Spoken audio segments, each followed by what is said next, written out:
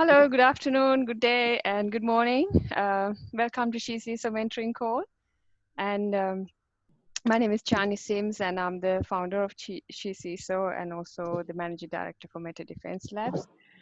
We got two special guests today, Chris and Gary. And so I'm not going to talk too much about everything. I'm just going to ask lots of questions from them and get them to talk. So all of you know what CISO is about. It's an open give back platform, and you can read about it. And I'm with Dida, who's the other moderator for today. Dida, do you want to quickly introduce yourself? Hello, so I'm Dida. I help Shani with these calls. I work in governance, risk and compliance space in cyber, and I really like community work. So I'm really glad to have you all here. Thanks. That's me. And cool. And just to give you a quick disclaimer, the views on these calls are our personal views and do not represent the employers of the people participating. And we have a long list of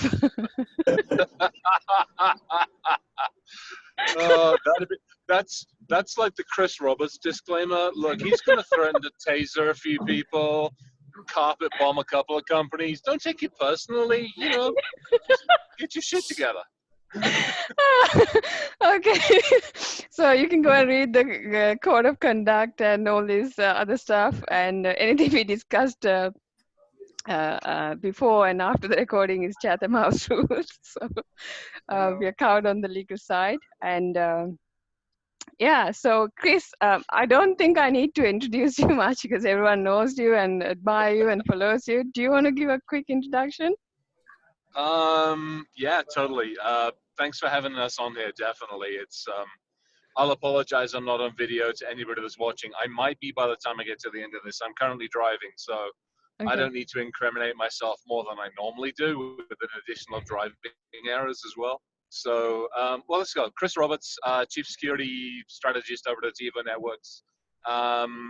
Lover of all types of things that don't move fast enough to be hacked well enough. So that's really about it. Cool, thanks. We were looking forward to seeing what color your beard is today, but yeah, if you can come on video, that'd be awesome. Well, I should we'll still be talking by the time I get to wherever the hell it is I'm going to. So I'll drop on video when I'm not driving at speed. Okay, and next time when both of you guys are going to be in London, you should let us know so we can plan a boot camp or something. That'd be awesome to have you both. I know last time you both agreed to talk on CISO boot camp, and then I went and messed up the timing, so apologies for that. No problem. Yeah.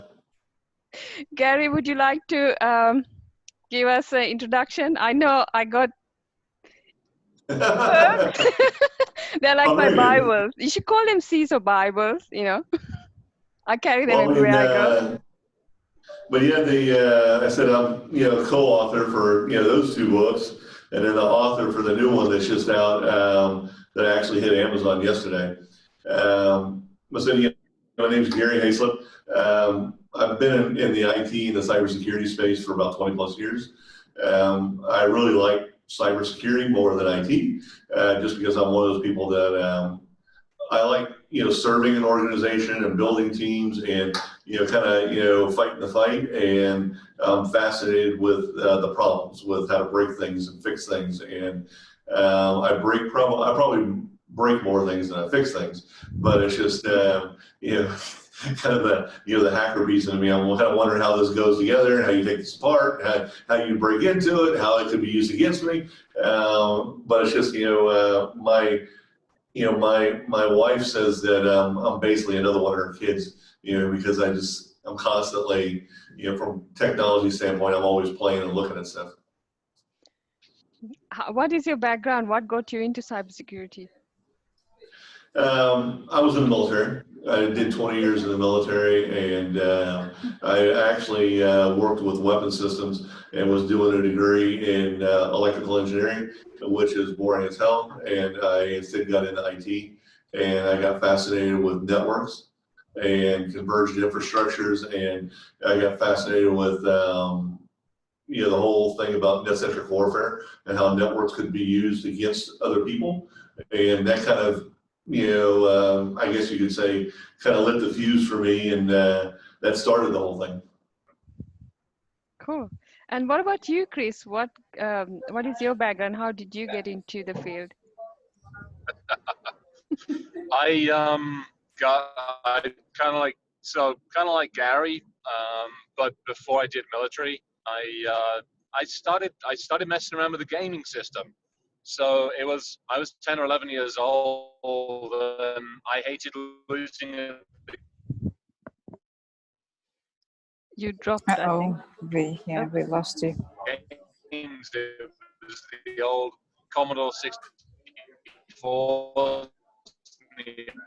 Your line is breaking up. Like 6800s. You guys got me? Hang on, let me see if I can do something Yeah. about it.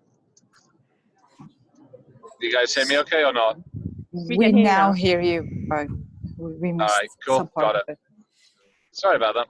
That's all right. So it was the gaming systems. I was about 10 or 11 years old, and we were messing around with like the Commodore 64s and the Ataris and a few of the other systems, and hated losing the games. So I figured out how to code them and recode them.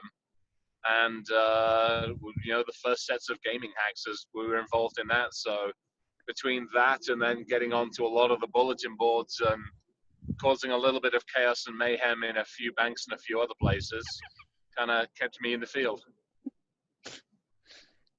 Cool. That Thanks. sounds interesting. Yeah. Do you want to share your plane hacking story? Oh, I got a little bit careful on that one. I think what it was is, so again, part of the researcher side of it is really trying, to Gary's point, it's like, you look at something, you're like, well, that's kind of cool, but how does it work? How can we do something different with it? How can we reverse engineer it? And, a couple of other things. And what we ended up doing was taking a look at avionics systems. We actually started hacking cars back in 2009, 2010. And from that and some of the outfall from that, we ended up starting looking at aircraft, looked at avionics and looked at the ground control systems, looked at all the avionics systems, tried to work with the aviation authorities and various other folks who make airplanes and make components. Wasn't successful at getting their attention. So we ended up basically going, okay, if you don't believe us, we'll prove it. And we did. Thanks. Did you want to? Wow. You guys are both very badass. I really like that. I want to start the questions. And I want to remind all our participants, if you have questions, please go on and write in the chat window, and I will voice them for you. So my first question is for Gary. I'm really sorry, I haven't read the books. Could you tell us a bit about the books? What do they tell? Who is it they for? Well, the first two books that she was showing there a second ago, that's actually volume 1 and volume 2. And those books were written for people who are becoming a CISO or security executives that were moving more into the senior level role, or we've had CEOs who've purchased them because they wanted to understand what their CISOs were doing. We've had CEOs purchase them and give them out to board members. It's been really interesting. And they were actually designed. Each book has 9 chapters, and the books were designed to be read together. And they're kind of like teaching you the whole process of being a CISO and building out your teams and building a security program and working with a board and building a strategic plan and then as we got those done, we actually came up with a whole list, a whole series of other types of works that we want to write. And in fact, we've got about 4, maybe 5 that are going to be coming out over the next 18 months. And we're actively working on them right now. And then, we wanted to do a whole series for small businesses. And so my latest book, book number 3, and so it's got a green cover, is out today. I mean, it basically showed up on became available on Amazon this weekend, and if anybody ordered it this weekend, in fact, I've already had a couple of people post up on LinkedIn that they've got it in the mail today. So people are already starting to read it now. And what I did was, for about a year, I've had this idea of writing a security guide for practitioners, for security managers who work for small and medium businesses. For basically 50 to 250 employees, that's a very small to growing kind of company. They're under heavy threat. They're being attacked quite a lot. Typically they don't have very large IT or even security teams. So how do they protect themselves? How do you, and so I decided what I did was I pulled together about 22 articles that I've written over the years that kind of fall within that area, and I organized them all and rewrote them all to focus towards the SMB environment, and then we put it all together in a book with a lot of good references and stuff like that, and so that's what this new book is it's actually a security guide for for security teams that work in small businesses, and I'm hoping that it'll be a good guide for them to provide some value to help them, fight the fight and be able to go ahead and protect their companies. That's a very good resource because people keep asking, where do we start? What do we do? There's so much. And that's what this book is written around as to, this is typically what a security program has. This is what resiliency is and how it would pertain if you were a small business. Here's say the top 8 policies that you probably should have, and here's some references where you can go pull down some dummy ones so you can write your first ones, and stuff like that. If you're recruiting and building a security team, here's some ideas about what you should look for and some things that you should think about, not just technical skills, but soft skills. They actually have to be able to work together. You have to be able to actually, emotional intelligence. So I actually, so I bring them through, like I said, and then, at the end of the book, we get more into the strategy piece about putting together a strategic plan, about doing an internal assessment, about working with the CEO and helping the executive leadership understand what a security team's for. And so they understand that, the security team doesn't own risk, the company owns it. You're there to help them manage it, that kind of stuff. And so it's written for those small teams who are just starting, to protect a very core part of our business community. Yeah, I do virtual CISO for SMEs. I think this book is going to be really helpful for me. I mean, these books are awesome. I already use them so much in my program, and I can't wait to get your new book, order it and try it out. Thanks for that, Gary. Yeah, but we're really excited. I mean, we've got that, and then I've got a book that I'm writing with a couple of new co-authors on threat intelligence that we're hoping to have out by Black Hat.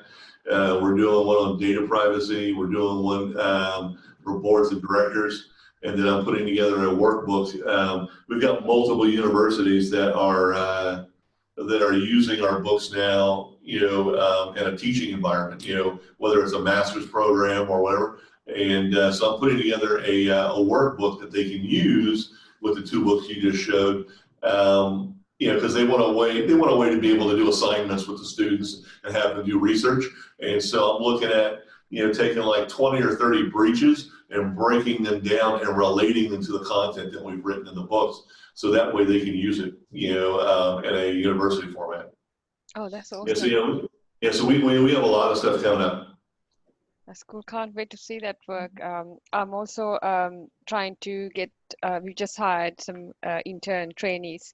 So we are also looking into doing some of that research pieces. So that'd be awesome. And if you need, any extra hands, give me a shout.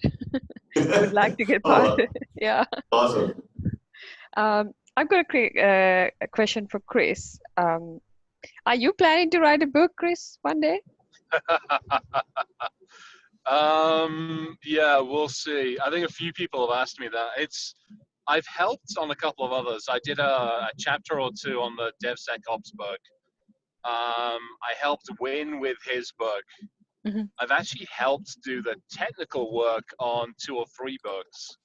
that have appeared for some interesting authors, but I've never actually sat down and put my name on the front cover of one. So I think you maybe should. one day. Yeah, I think you I should put know. all your posts, LinkedIn posts, to one book, and that would create a book for you.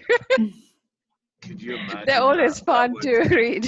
yeah, But that dude, would. you could. I'm serious, Chris. You could probably write it as like the Confessions of a Hacker. Yeah, Yeah, that would be. It's interesting. It's one of those things where it's LinkedIn. LinkedIn's actually really nice. I've got to give it some credit. It forces you to be a lot more concise. Those 1,300 characters that you get yeah, to play with, it actually keeps you concise. So when you're actually talking to business or leadership or anybody else, you've actually had time to effectively frame what you're going to say. I kind of like it like that. It's almost a forced function. yeah, yeah. So you can't go on about too long, and it's so short and sweet. You get to the point. Yeah, Yeah. Keep it I, simple. yeah, I think they're really entertaining and really meaningful, some of the messages, and I think you should put that into a book, and I would buy it. You know, and Chris, I'll tell you, if you're thinking about a book, hit me up. We'll have a couple of whiskeys, and I'll walk you through how to do it. Because I can yeah, tell you, what we did was we mind mapped it out as to what we wanted to talk about. We built out a mind map, yeah, and then we basically took it one piece at a time. And what I started doing was I actually wrote like an hour an evening, and that was it. No more, no less. yeah, And because I didn't want it to become a chore, and you just kind of get into this flow. And 6 months down the road, you're like, shit, I got a book done. It's like that. But yeah, if you think about it, I'll be happy to chat with you. I yeah. might. It would be fun. It Sorry, would be John. fun. It's interesting. I mean, the books that you've put out on the CISO thing are absolutely fantastic. And then, even some of the stuff, I mean, you and I have crossed conversations a number of times about the small to medium business world. And there's a lot of other folks, like Jeff and I were talking about compliance before I went on one of the things that he was up to. But it's definitely one of those where, it's tough. On some ways, it would be cool to do it, but in other ways, I'm like, okay, who the heck's gonna buy like a series of my musings on, from LinkedIn and other things? It's You'd be tough. I don't. amazed. You'll be surprised, Uh, I'm not good. This imposter syndrome thing is something I do tend to suffer from a lot. I have little self-belief. Let's put it that way. Yeah, you It's guys are common. popular everywhere. I mean, everywhere I go, I just promote you. Go and connect with Chris Robertson, Gary Hayslip, and all the CISOs I work with. They're probably following Yeah. you as well. So you'd be amazed of how many people would read those. Oh, it's scary. It'd be fun though. I mean, if nothing else, it would almost be like the sarcastic guide to our industry, which probably isn't a bad idea in some ways. Yeah, yeah, we need that sometimes. How to effectively, kill off leadership for a tabletop exercise. 10 different ways to carpet bomb marketing and not take the fall. Yeah, we could have some fun with that one. Dita, I think it's your turn. Yeah, we have an audience question. It is from Kevin Fielder, another CISO. And I think he is in the process of writing a book, which he didn't tell me, but I'm getting it from the question. So he's asking, how do you juggle work, speaking engagements, family, etc., and still make time to write? And how do you keep motivated during the process? And any advice on how to best write and publish a book? It's quite a big question. Yeah. Well, if Kevin wants, he can hit me up on LinkedIn, and I can go pretty in depth and kind of walk him through it, and kind of and I'll be happy to chat with him about it. But I mean, a lot of it is if I'm going to write something, I do a ton of research, and I collect articles and I collect stuff about the topic that I want to write, and I put it all into a folder. I organize it. I mind map out my thinking, my workflow. of how I think the book should flow. And, and then, from that, you kind of break it down into, because for me, if you've read anything the way I write, I tend to write down at the tactical level. I tend to write where you and I are having a conversation. We're having a discussion about things, and I'm mentoring you, and we're just, walking you through stuff. Hey, don't do this. This is very bad. And, take a look at this, and so I kind of map it out that way. And then what I do is, and then from there, I start writing. And then, I'm very disciplined where I only write a little bit each night because I don't want it to become overburdensome. I don't want to hate doing it. And so I stick to only an hour a night, and then I go ahead and, and I may only go ahead and write, 4 times a week, to give time for family, to give time for other things. But once I start, I stick to that rhythm until I'm done, and then, the books and everything we've done, we're self-published. My co-authors and I, we have an S corporation. We have our own publishing house on Amazon. We actually own, all of the artwork and all the copyrights and everything. I mean, we have our own lawyer that set all of that up, and so, with our own publishing house, we actually have our own editors and our own, copyists and everything. And so that help build the ebooks and help us build out, and edit, once we're ready to go ahead and publish it. So it's one of those things that we're very familiar with the whole process. We do almost all of it hands-on. And, those 2 books, the first 2 books alone, I think we've done, multiple thousands publishing all over the world. And it's just been us handling the PR just through our networks, through LinkedIn, through Amazon. And those 2 books show up in countries all over the world, and they're in multiple languages now. And and it's all through self-publishing. We just came together and stood it up and figured we'd give it a shot.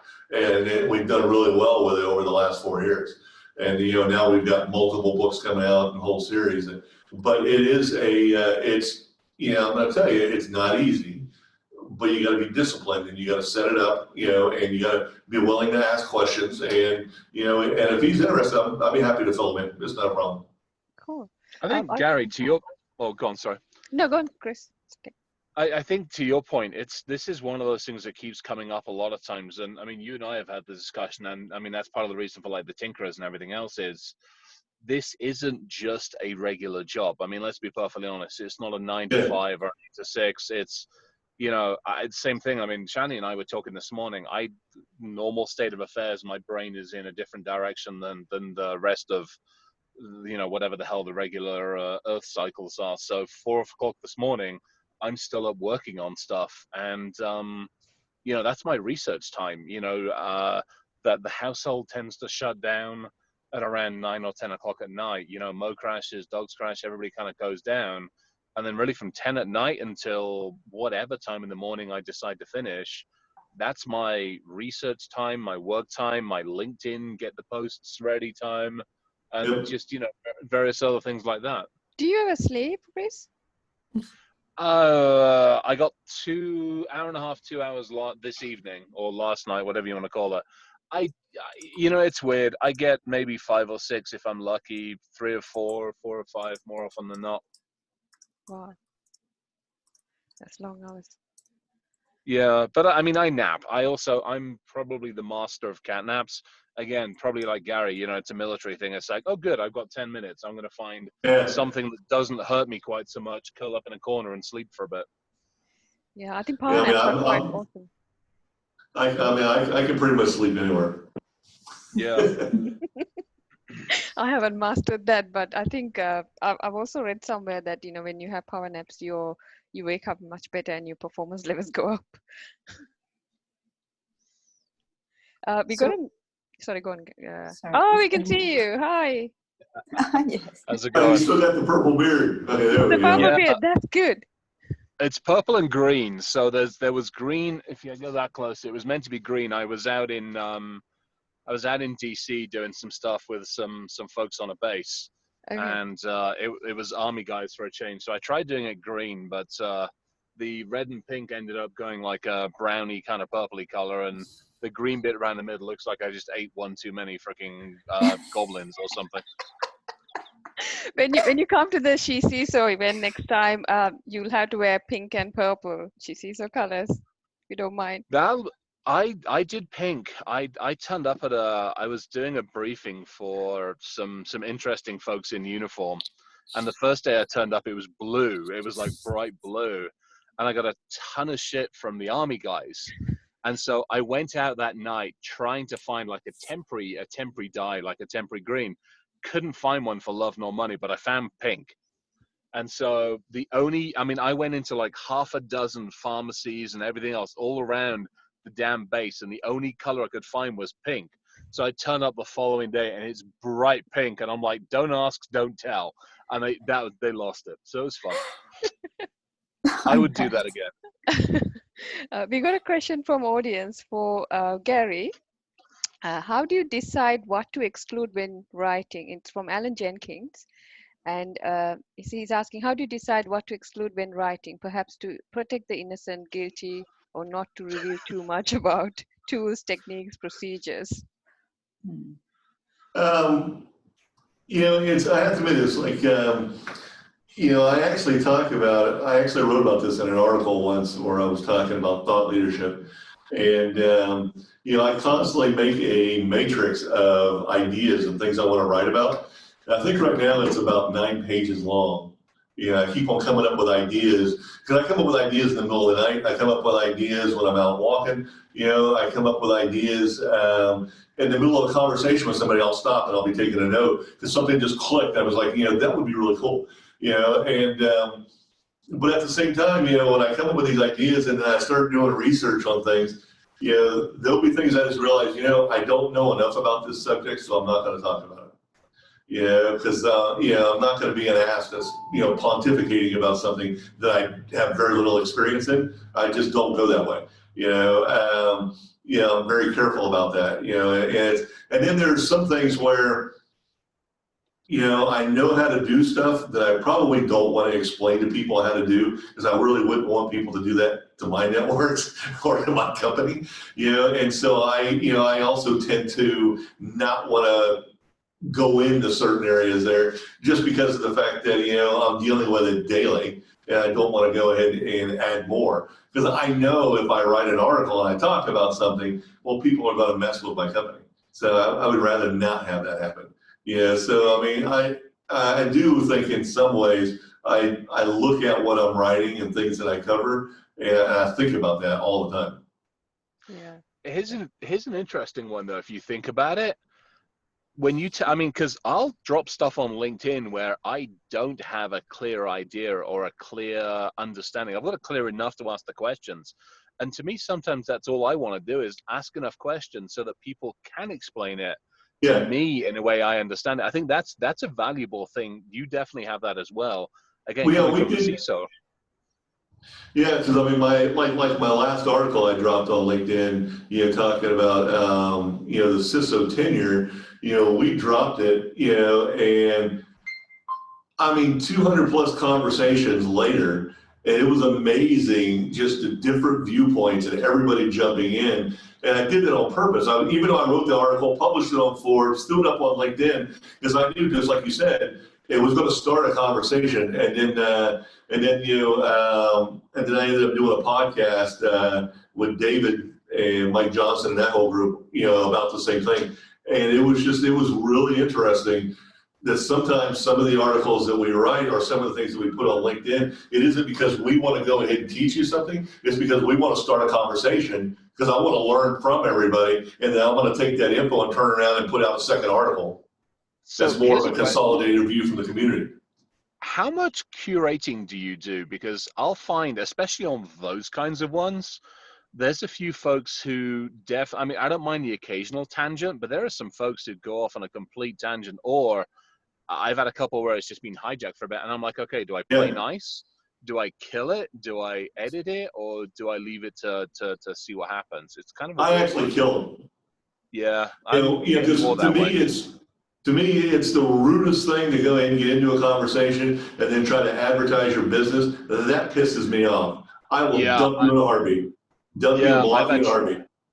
I've done the, yeah, I've done the Or they blocking go thing. in and, or they do like, and you've seen it in yours too, where, it's a conversation going on, people are learning, and then someone goes, hey, look at all the things I've written. No, out. If you want to go ahead and write something, write your own stuff. You don't need to go ahead and come in and just start spewing crap. And I do. I mean, I really hate it when somebody does that. Yeah, And, I'm getting more that way. I oh try, yeah. I've tried to be a little nicer, but there are times I'm like, I'm just done dealing with this. And there'll be times where I'll be like, and if you notice some of my really long ones where everybody's in talking, you'll see occasionally I'll post in there, hey, by the way, if you try to post stuff or if you try to go ahead and steer things, Yes. I am deleting you. And, so it isn't, LinkedIn is broken. It's like, no, I'm kicking your butt out. Quit being stupid. Yeah, I've had a couple of those. It's Whether you like it or not, squirrels are squirrels and they're going to be it. You just got to deal with it. Oh, I know. Alan's I know. asking, are you wearing a Royal Marine sweatshirt, Chris? Yes, I am. Okay, yes, Alan. You can ask the question. Let's go. I Yes, got I am. a question for both of you. Well, actually, first one for Gary. Just a quick one. What mind mapping tool do you use out of interest? I use XMind. S1. I use X. It's XMind. XMind. Ah, okay. Yeah. I've been using Coggle a lot. That's why it's cool, but I just was curious because No worries. yeah, it's quite good. And this question is for, I don't know if you both can answer. You are a CISO and you both have ton of technical and non-technical skills. How much of each do you have to use day by day, and has it changed drastically from technical to non-technical as you became CISOs and senior? Actually, there's actually a dirty secret about becoming a CISO. When you become a CISO, there's this whole discussion about, there's tactical CISOs and there's strategic CISOs. Tactical CISOs, you're more junior. The companies tend to be smaller, so you got to do a lot more. You got to be more hands-on. As the company matures and the company gets larger, you tend to be more strategic because you're more involved in the business, you're more involved in the other business units, and it's kind of a dirty secret that with us CISOs that the more senior you become as an executive, you become more business involved and you become less technical. It doesn't mean that you don't know anything, it doesn't mean that you don't understand technical, it's just you don't do it as much because that's what you have your teams for.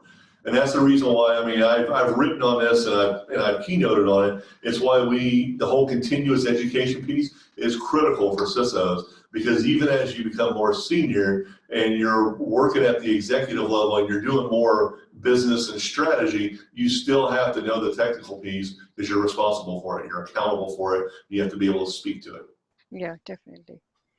Dita, do you want to ask a question from Chris? I want to ask the same question to Chris as well, because everyone's experience can be quite different. Yeah, it's interesting. Hang on a second, I need to get the bloody video back on this crazy thing. There we go. I had somebody just called me. I've arrived at where I need to be, and they just tried calling me. I'm like, which part of I'm on a bloody podcast did you not figure out?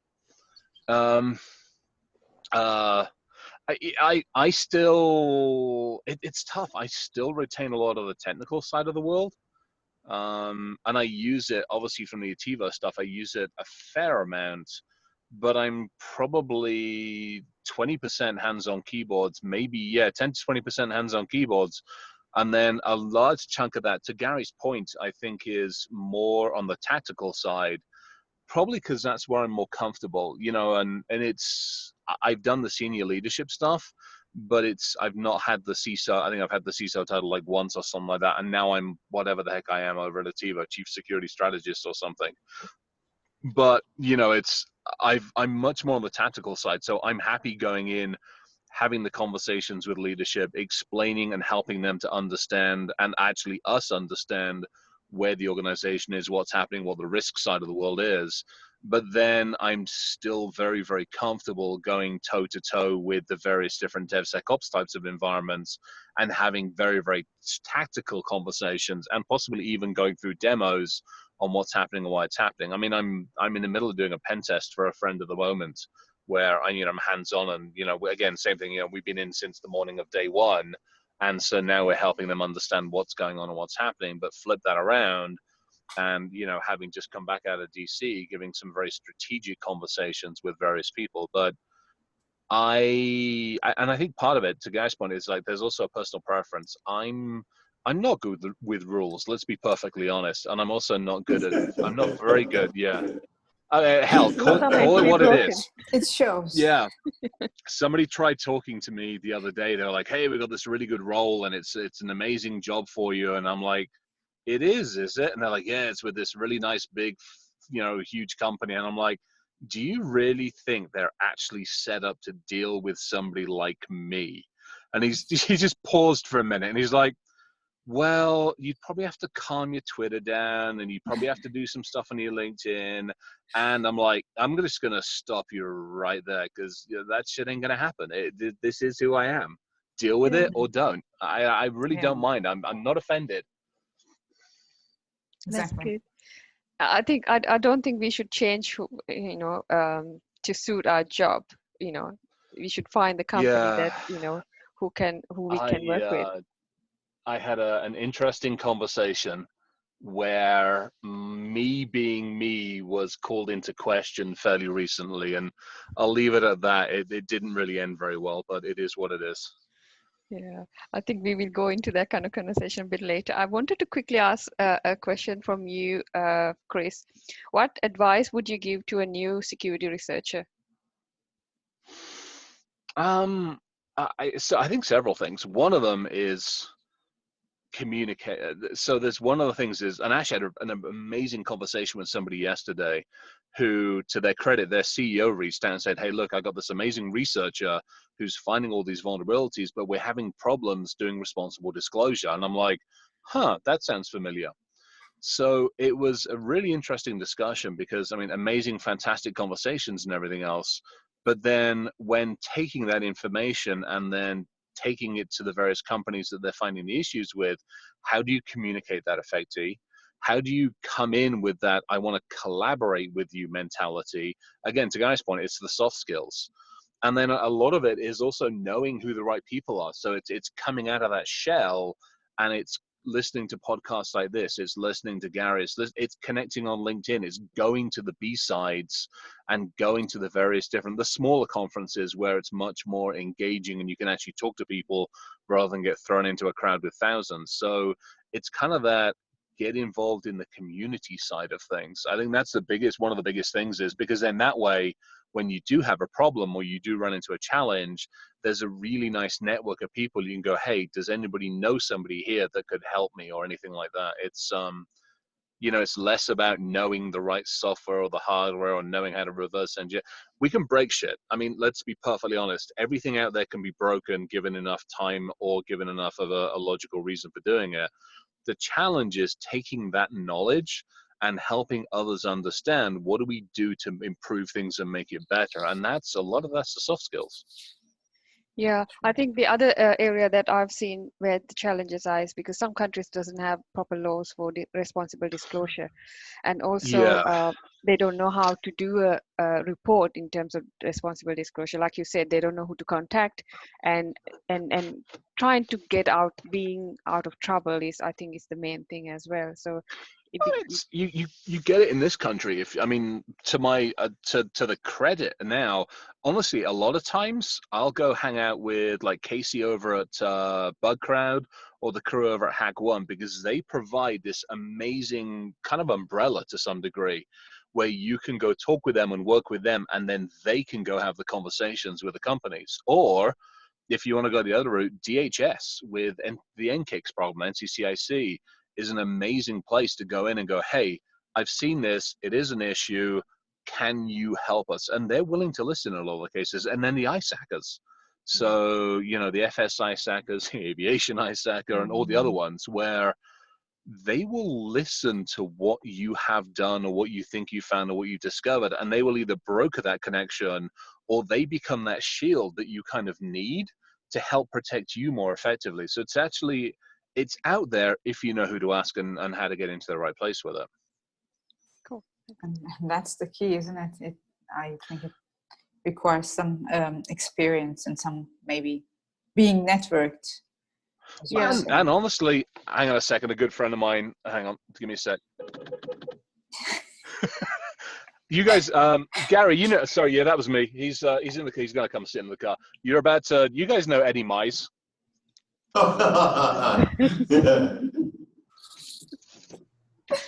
Hello, darling. How are you?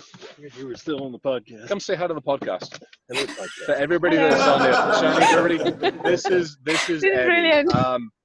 Oh my God, brilliant's not. He's yeah. We won't just even go there. Freaking amazing is probably the nicest way I can put it. How are you doing? Good. How are you? Good. Hello. So Eddie's joined us on the podcast as well now. Hello. Hi, Eddie. Hi, Eddie. I'm Chani, and we got Dita and I'm Gary, Dita. and then about Excellent. I don't know, about 50 people on the call. It's quite a lot. Splendid. It's recorded, by the way. We could fit a few We more. could fit two more. We could get Pyro. Pyro's in here. We'll get Pyro in. We'll just basically do our end on the karaoke. car. Pretty much. Hacker karaoke. There you go. Oh, we've already pumped everything in there. Oh, you have? Oh, yeah. Oh, splendid. Well done. Awesome.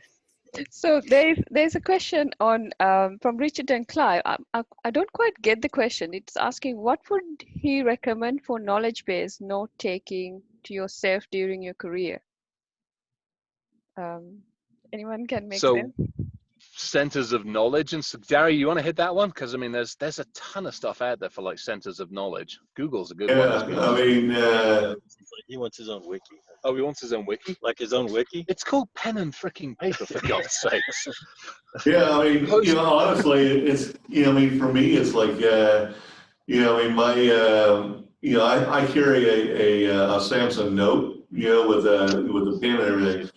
So I've got like a little note app on my phone, and I'm constantly jotting notes to myself, and then I transfer it over, and then I have a several documents on my computer where I track, ideas, I track working projects.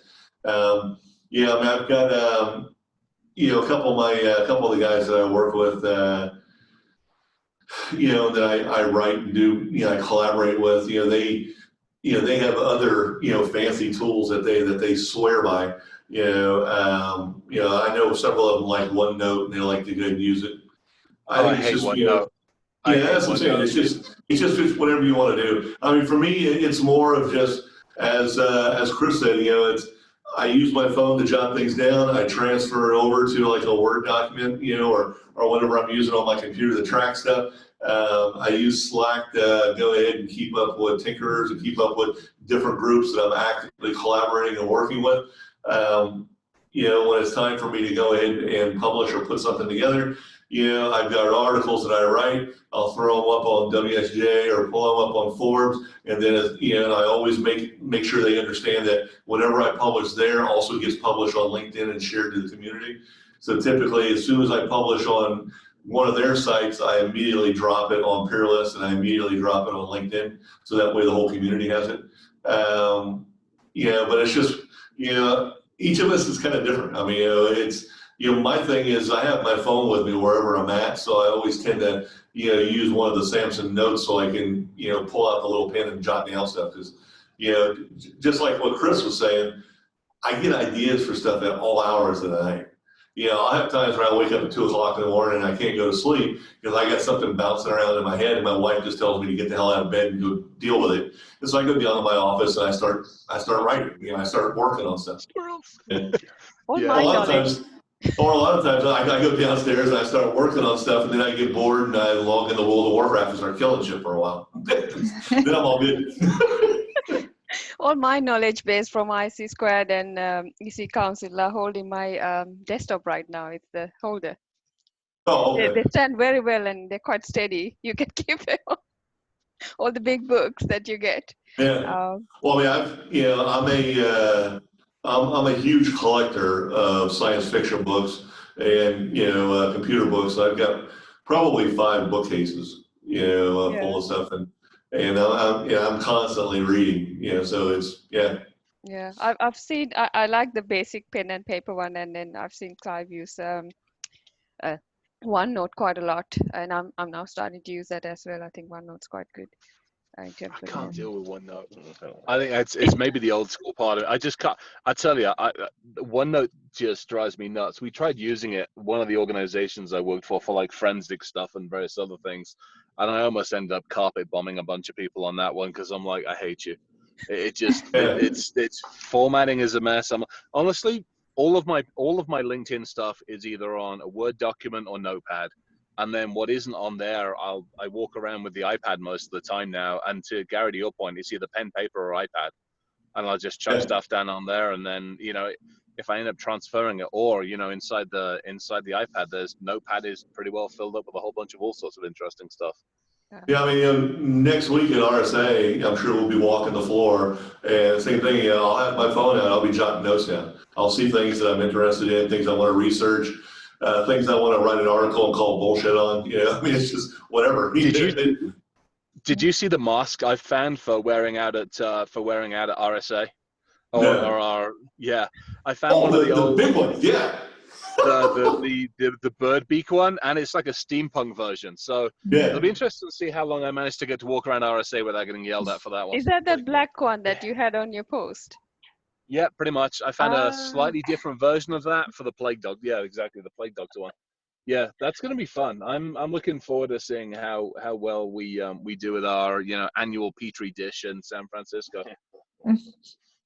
Thanks for the you gotta be very careful. It's coronavirus going around. No, I'm gonna walk around. I'm gonna have the mask on, and I'm just gonna wander around, and every 30 seconds, stop, hack up a lung, sneeze, and talk Chinese for about 10 seconds, and then move to the next room. I'm gonna circle around. I'm gonna find like Microsoft's booth or Palo Alto's booth, and I'm just gonna walk around it constantly for about 3 hours, sneezing, coughing, and talking Chinese. Yeah. What is your take on coronavirus? Where do you think it's going to go? I mean, some people are, freaking out thinking, oh, it's going to spread everywhere and then we will have to, stock up and things like that. What is your take? No, it sucks. It is what, I mean, obviously people have lost their lives and it sucks, but the way I look at it, and I dropped a post out about this, I think the other day, might have just been on LinkedIn or Twitter or something like that, but it was like, we lose every single day between 700 and like 1,400 people on flu, just plain influenza. Simple flu, something we've been trying to deal with for so long. Yes, the coronavirus definitely has different characteristics, and there are obviously issues. But if China just literally, I think today or last night, put out a report, and they were talking about the percentage of deaths per hits and everything else, and it's the same thing. It's compromised immune system, elderly, high stress, which means we're all screwed. I mean, let's be perfectly honest. We will wipe out 40,000 security people at RSA this week because we're all under enough damn stress. Yeah, the whole CISO population is doomed pretty much. I just wiped out senior level of InfoSec manager. There's actually you could weaponize something like that and do a really good job. Interesting that. No, it was an escape book. That's what they said. The weapons factory is right near there. And somebody said, I saw something on the news. Yeah, I think it's an escape book. Theories around that as well, saying they weaponized it. I don't know. Let's not go there anyway. Yeah, that's slightly off topic, but squirrels. Yeah. What do you? So I got a quick question around. Do you ever lose your temper or get really stressed over work? And what do you do first to understand the situation? After I've tasered them or before I've tasered them? Before. Or during tasering. Depends on how many prongs they've got stuck in them. They got these new 3-pronged ones, which are really, really nice. You get like one in the head, one in the chest, and one in the groin at the same time. It's they're effective. Are they legal in US? I guess they are, right? We can't carry tasers around here. No. I don't care if they're legal or not. Hacker.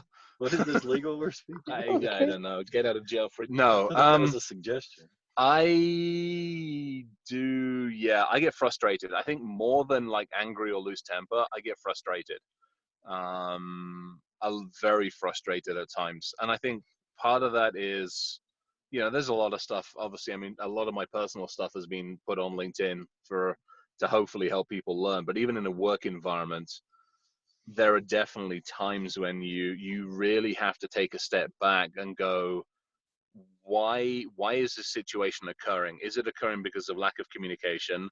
Is it occurring because of a lack of understanding? And if so, how do I change that? Is it occurring because, quite simply, people sometimes just don't want to listen, and I have to take a step back and literally build a fence around them, and when something goes wrong, that they can't actually take everybody else out at the same time. So there's so many different ways around it. But yeah, I mean, I mean, I stood up in a meeting the other day and I threatened a vendor with literally just putting them in concrete Wellington boots and dropping them off the side of the lake. I will do that. I don't care. People need to understand. I think the biggest challenge in our industry is we have moved from just affecting computer systems and various other things to the point now where if we screw up in our industry, exactly, people die. It's as simple as that. We're no longer just messing around with computers and environmental systems and other things. We mess up, people die, and we as an industry have to grow up more effectively to try to understand that, I think. Yeah, the frustration is sometimes we feel like we are the ones who are going on about security and all these things. The majority doesn't care. How do you deal with that? In some ways, they shouldn't have to. I mean, if our entire industry, and we're talking IT, the whole lot, the entire industry, if we had all done a better job, we would have developed things more effectively to protect people rather than to make money off of people. Yeah. Again, you think about it, you think about our industry. Our industry is really there for one job only, to protect. That's it, nothing else. But we don't do that. We're in this industry, in some cases, some people and some organizations, to make as much money as humanly possible. And to do that, you lose focus of actually protecting people. So I think that's got to be a bit of a shift as well. Yeah, I think also from our culture perspective, you know, people don't really think about security being built in. They don't, Yeah. you know, they're not expecting it. They're not demanding it until now when things get really, really bad. You know, if we'd have been doing our job and doing things correctly, it would have already been built in and people would have expected it to already be there. You know, and it's just, yeah, it's just frustrating. Well, I think it's, you know, and I think part of the problem is we've spent so many years going, hey, we can fix it. We can, if you could let me buy another firewall, I'll fix it. And then it was IDS, IPS, then DLP, and you know, let me buy all this new technology and I'll fix. No, you won't fix the problem. And number one, when we have gone to talk to the business, it's always we have the risk rather than walking into leadership. And you know, Gary, you can probably talk better than I can. Walking and going, hey, these are the risks I'm aware of. Dear business, why don't you talk to me about manufacturing risks and finance risks and human risks? How do we balance these more effectively? And how, as an organization, do we move forward, reducing the organization's risk, not just ours? Yeah. Just conscious about the time. Do you guys have another extra 5 minutes to stay with us? Where are we from? Well, your thing's up next, right? Yeah, 10:50 I'm on. Yeah, we're good. Yeah, we got 5 We're good. Cool. 5 minutes. We're Yes. good for 5. Yeah, I got another 5 minutes. Cool. Thanks, Gary. I'm not going to ask all the questions here. I just wanted to ask the final question and then open it up to the audience to ask questions. As a security leader, I would like to call emotionally intelligent security leader because CISO is all about emotionally intelligent security leaders. What is your message to the community? Look at the time. Run. Gary, you can hit this one first. What are your thoughts on emotionally intelligent security leadership? I actually look at it as servant leadership instead of emotional intelligence. Yeah, I'm more of a servant leader. It's where I, you know, from the military and also from my faith. And so I kind of look at, you know, it's the reason why I'm actively involved in the community. It's why I mentor. It's the reason why I write and I constantly give back. And, you know, and it's, you know, the biggest thing I look at my teams and the people that have worked for me previously. I know where my people are at. I track them. I help them if I can, and I mentor them. And some of the biggest things, I guess some of the biggest kicks in my life is people that have worked for me when they make CISO. I've helped them grow and they become, a director, they become a CISO, and I'm talking to them on Slack and they're like, dude, we've got all of this stuff. And I'm like, yeah, now you know what I've been dealing with for the last 10 years. How can I help you? But it's I definitely think the biggest thing I see a lot now with the role of CISO is that it's growing up. You're getting involved more in the business. You're getting involved more in the community. That requires more soft skills. That requires that you have to collaborate. That requires that you have to be able to effectively communicate. You have to be able to talk to people. There's a whole other side of, the emotional intelligence. And then I think and then the servant leadership piece, that's probably more for me from the military side, in that, I spent 20 years of my life in the military, serving my country. And even though that is, 13 years ago, I still miss it, and I still think that at times, I'm a CISO because it's the closest I can get to that sense of service, that sense of, a spirit de corps, of being in a team with a mission and a focus on things.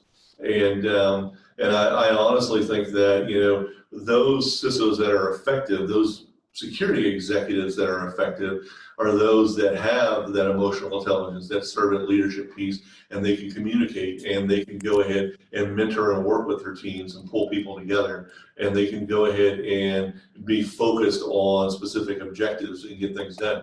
And it's it's something that I say is a learned skill.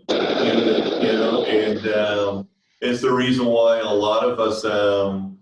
A lot of us CISOs collaborate and talk with each other back and forth. I have several junior CISOs that I mentor and I work with quite a lot, because they're just learning how to talk to an executive team, or learning how to, be able to go talk to a CFO, or, how to get involved with the other business units, in their company. I've had them tell me, they don't like me, and I'm like, no, it isn't that they don't like you. They just don't know what you do. They don't know the value that you bring. You need to go do some fish tacos and beer after work. You need to go talk to them so that they see you as a person and they better understand you, so that you can, then you can be more effective and start getting things done. How can you help them? Sure. Yeah. Thanks, Gary. That's really helpful. I would like to thank both of you, but before we turn off, is there any questions from the audience? Okay. Hey, while we think about it, one more thing I'll add to Gary's thing very briefly. Sure. For me, it's the inquisitiveness. It's the continuing to ask the questions, and not necessarily just on our behalf, but also on behalf of the organization and the people around us. It's that, we're hackers for a reason, and it's that sense of inquisitiveness, sense of understanding. Why does something work? How does something work? What could I do to make it work differently, preferably better? But it's that sense of, it's the why. It's the continuing to ask the hows and the whys. I think that's also something that we should bring a lot to the table. Yeah. I don't think we should do things for the sake of doing it. We need to always question and understand why we are doing it, so that it makes sense for us to do a better job, I think. Yeah. Perfect way of putting it. Yeah, perfect way of putting it. I have a question for both of our I don't like the word experts, but I think I can call you guys experts. Not expert. Just us, both of you. Yep. Amazing technical and not only technical people. So my question to you would be, how do you convince the board or the upper management, and I get that frustration many times, Chris, that you mentioned as well, as technical people, how do you make sure you speak their language and make them understand you and translate that message in such a way that they get your point and they understand the focus and what you actually want to implement? I can tell you typically before I report to a board, if I've never met them before, I'll usually talk to my boss and I'll ask for what I call a board mentor. I'll tell them, I said, give me somebody who's been before the board multiple times, or give me, one of the board members. I want to have lunch with them. I want to talk to them. And typically what I do is, and the reason is every board's different. The questions they ask, the tempo, the way that they do things. And I want to sit and chat with them and find out, what are they looking for? What kind of questions do they ask? What's the temperament? And I'll find that, okay, you may not go to the full board, you may just go to the accounting committee or one of the, so it's only like 3 people. And one of the people on there is very, very technical and the other 2 don't really care. So it's kind of like, so you kind of, I want to get the background of who I'm going to talk to and the kind of questions that they ask. And then I find a lot of times, when you really just break it down to when you come before a board, they want to understand, how secure are we? How much risk do we have? What value is the security program bringing? How effective are you using the resources we've given you? Specific kind of questions like that. So think of how you would answer those things. The value piece, I've done before where we did a full internal assessment. I broke it down, the info that we got from that assessment, how good or bad it was. We built out a strategic plan, put a bunch of projects in play. And then, and as we started working on those projects, we started reducing risk. And we started noticing that our phishing attacks went down. We started noticing that the number of desktops we had to pull went down. We started noticing, and so you start tracking those things. That right there shows you some of the value, some of the business value. Some of the projects we put into play allowed our DevOps teams to actually change the way that they were managing code and the way that they were bringing things into production, because they could now work from home or they could now do things more securely. That's a business value piece of how you're helping a business unit that actually makes us money. Speak to that. That's the kind of things that, so it's that kind of stuff is I talk about, impact the services or new services that you're bringing. I talk about improvements that we're bringing to the overall infrastructure and how it's going to benefit the company, whether from an audit perspective or something like that. It's things like that. And it really, everything comes down to value. I think so. If you're pulling metrics and stuff, what story are you trying to tell with that? Here's my backpack. All right, got it. We gotta go. Sorry, guys, we gotta bug out fairly quickly. I'll add one more thing onto that. So that's why I was doing this. I'll add one more thing onto this. One thing extra on this one is something I always do when I'm talking to like leadership or board. I will look at them and go, look, simply put, what could I do to take your company out of action and out of business tomorrow? And that really starts off a very interesting set of questions around various different people in the organization to help them understand risk. And now we understand it. Now we can work from there because everybody's got a different idea and typically they haven't had that conversation. So it's a really interesting place to start. And on that, I am going to have to bug out fairly quickly. Thank you very much, Chris. Really appreciate your time. And hopefully we'll talk again. Yeah, Chris, we'll see you next week. All right. Thank you. Yeah, definitely. The Lunatic Asylum. All right. Thank you very, very much for having us on here. Thank you. See you later. Chris, I got a quick question before you go. Oh, sorry, not Chris. Gary, what are the favorite measures that you often use to convince the board? Security measures. Security measures. The thing about it is that metrics-wise, if you've ever been up on the Center for Internet Security, up on the CIS website, the CIS website, one of their research projects is security metrics. And they actually have a thing where you can download over 100+ security metrics, and then you can take which ones you want to use to be able to measure and be able to do stuff for your company. I found that I'm very careful about using technical metrics with the board unless there's specific things that they want me to look for. Typically the discussion that we're going to have, as Chris alluded to, is going to be business impact. What are the core things that we need to go ahead and protect? What type of, the stack services stuff do you have in place to go ahead and do that? Where are our security gaps? What current projects and stuff do you have on play to address those gaps? The resources and everything we've given you, how are we doing, to go ahead and fix those issues? Is there new issues that are coming up that we don't know about? Is there new risks? I've had a whole board meeting, just a discussion on risk. What's our baseline? And how's it changing and why is it changing? And typically that'll be myself and other business unit members, because I really try to explain to them, I don't own the risk. My job is to understand it and be able to put it out on the table so we as a team can discuss how we're going to manage it. And then I go ahead from a governance perspective, I monitor it with whatever security controls I got in place, but I don't own it. That's a really good tip. Yeah, because a lot of people get stressed because of that element where they think they are responsible for it and they own the risk.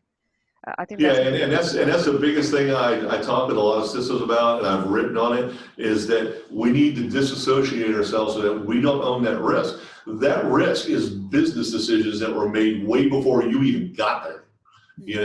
Some of them are good, some of them are stupid. You're there, and your job is to go ahead and, from a baseline perspective, figure out what you have, how deep the rabbit hole is, what your security controls are, what gaps you have, put together a strategic plan on how you're going to address it, and then be able to speak to it effectively to get things done so you can at least start working on it. Cool. Thank you very much. That was very helpful. And I know we've run over the time. We look forward to having you again sometime. And no problem at all. You must tell us when you're coming to London next time. So we will plan an event around that, definitely. Definitely. And, thank you again, and thank you everyone for joining. So CISO runs these calls every third Tuesday. If you'd like to join, the email address info@CISOexec.org. And thank you very much. Thank you. Thank you all. Bye. Bye.